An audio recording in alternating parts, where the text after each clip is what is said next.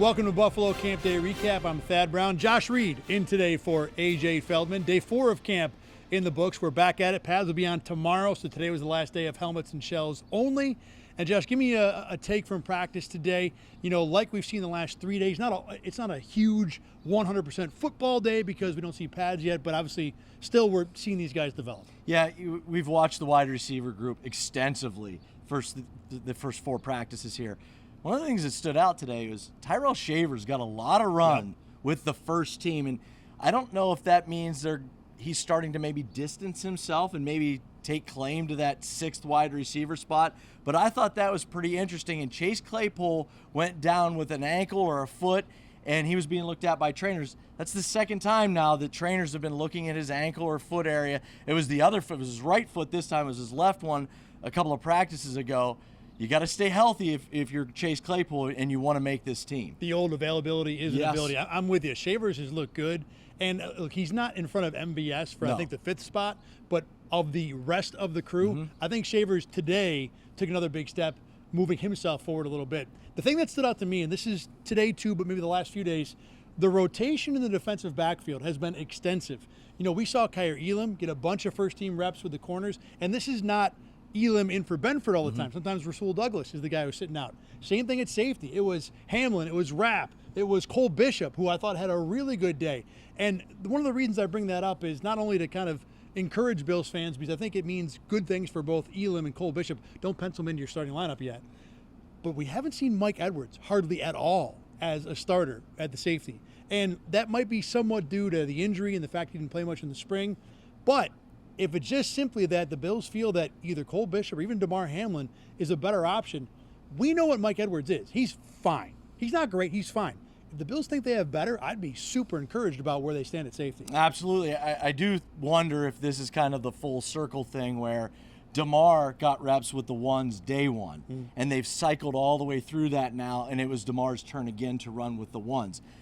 So if tomorrow Mike Edwards is back with the starters, that tells me that they're just going to continue kind of on that path where they rotated, almost like they did with Balin Spector last year at linebacker. So you're right, though. It's interesting. Cam Lewis got a lot of run with the ones at nickel. Obviously, he's not replacing Taron Johnson anytime soon, but you're right. They're doing a lot of mixing and matching on the back end. And we've talked more about safeties through 4 days of practice here at St. John Fisher than we did the past almost decade, because it was always Poyer and Hyde, and okay, let's just move on to the next subject. So it's been something new this year. Especially this time of year. I mean, look, like to your point, it's July 28th. Yeah. You know, that it doesn't really mean a lot, but we're here to talk about practice. That's what happened at practice today. Now, the other thing that, in terms of going to the podium and the press conferences, today was Special Teams Day. So Matthew Smiley was up to talk about a few things, but most of the questions were about the new kickoff rule. And give me your take from this rule that none of us have ever seen, that we're still kind of diving into.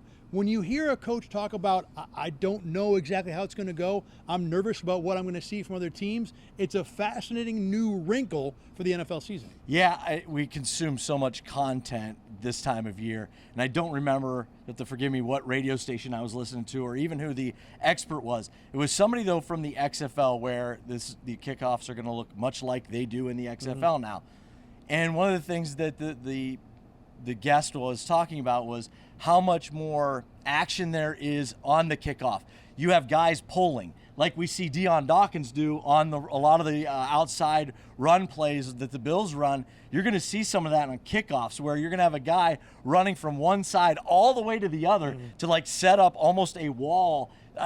It's so fascinating to me because, and I think Matt Smiley talked about it a little bit today, where what we even see in the preseason is not what we're going to see in the regular season. So we are going to be going into week one pretty blind and go, oh, wow, week one doesn't look anything like the preseason. It's fresh, though, right? Yeah. It's just we get tweaks and stuff. The NFL tweaks things here and there. Yeah, rules-wise. But this is like something completely new, and it's exciting, I think. I talked to Cam Lewis after practice, one of the core special teamers, and a couple of things he said. Number one, to your point about kind of looking like a regular offensive play, he compared it to a pass rush. That's how you might see it. Good, yeah. But the other thing that I thought was really interesting, and we really should have probably thought of this on our own, He said it's like we might be week 4, week 7, mid-season before anyone really knows what to do because no one's going to show anything in the Matt preseason. Smiley even admitted it. Yeah. He was almost like, I'm not real sure. Yeah. I guess we're going to see and see how it plays out. It's fun. Part of me enjoys watching these coaches who are such creatures of habit. Flustered is not the right word, but a little it's like close to that. unknown. There's so much unknown. And these guys do not like the unknown, and they are faced with the unknown. All right, speaking of the unknown, Mac Hollins, ladies and gentlemen, a brand new personality. And look, the Bills have always talked about they encourage guys to be themselves. Mac Hollins has no fear accepting that. He walks out in the field barefoot every day. His jersey's in tatters. The hair is everywhere. He talked to the media today, and Josh, it was fascinating. He was unbelievable. I mean, we could have sat there and talked to him for another 30 minutes, I think.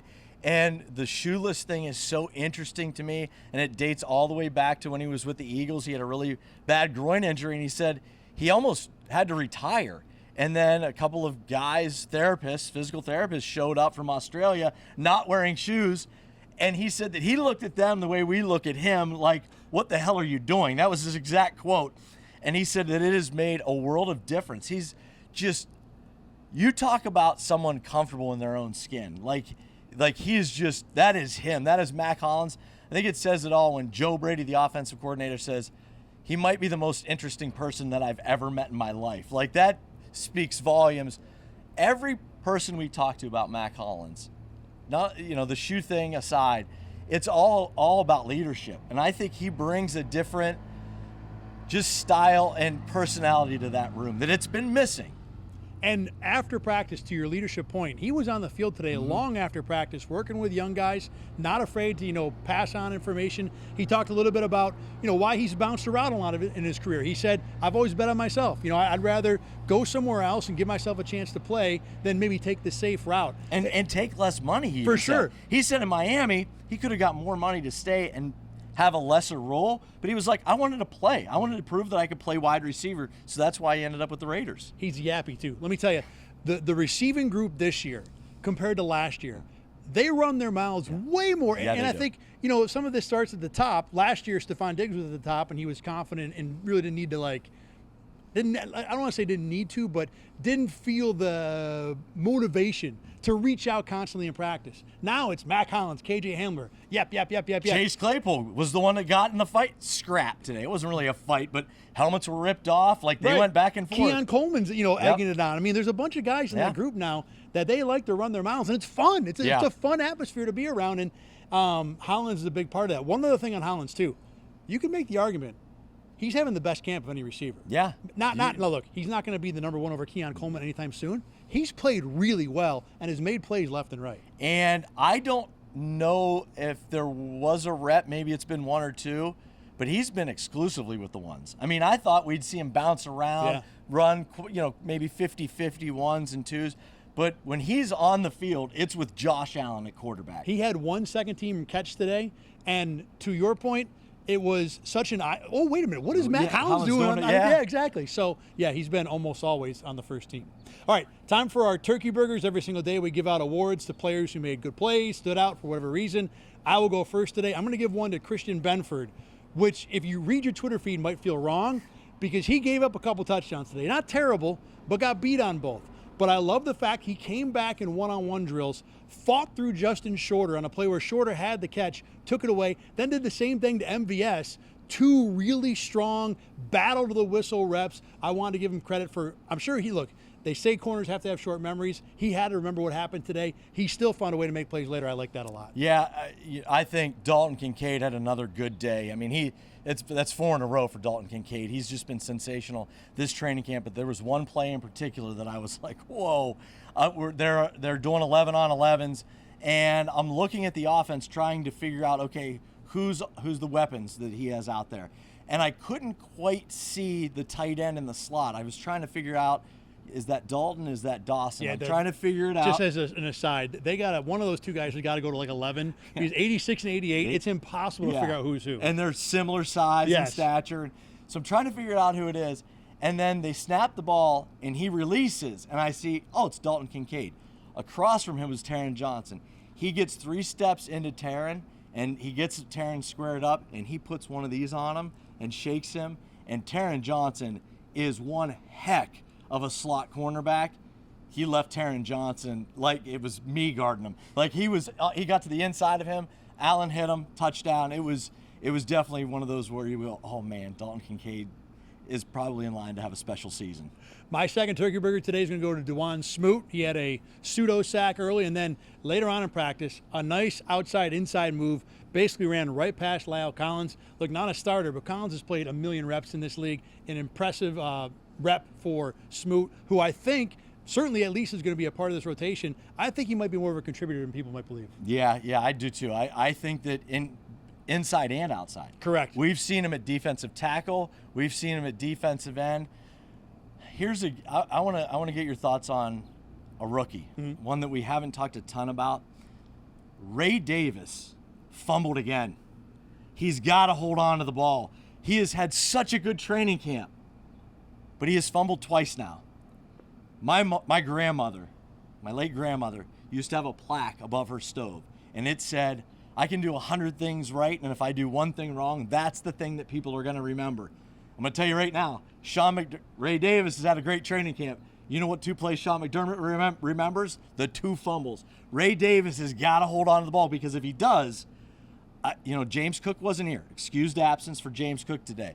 If Ray Davis can hold on to the ball, he's shown flashes of, this guy's going to get some playing time. They spent a 4th-round pick on him. They certainly have hopes, if not plans, for using him this year, and I'm with you. He's looked the part of a guy who can be a contributor. We saw what happened. James Cook had a fumble Monday night, I think, against Tampa, and he was Thursday night against Tampa. Fumbles early, maybe the Denver, it doesn't matter. Fumbles the ball early and then was not a part of the offense the rest of it. And that's James Cook, who had already established himself. This is a rookie. Davis has got to figure that out. And this is an offense that maybe in the past they could overcome some mistakes like that. This is an offense now that cannot afford to make mistakes. They could, in the past, a couple of years, if they turn the ball over 3 times, they could still put 38 points on the board, no problem.